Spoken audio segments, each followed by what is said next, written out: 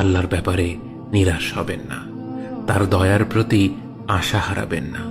যখন কোনো বান্দার জন্য দুনিয়া সংকীর্ণ হয়ে আসে, বিশেষ করে যখন আপনাকে মানুষ পরিত্যাগ করে, এবং বিশেষ করে এমন কেউ যার উপর আপনি আস্থা রাখতেন কিন্তু সে আপনাকে নিরাশ করেছে, আপনি আল্লাহর পরে তার উপরে আশা রাখতেন অথচ সে আপনাকে লাঞ্ছিত করেছে, সেই সময় জেনে রাখবেন যে আল্লাহ চাচ্ছেন আপনি তার শরণাপন্ন হন।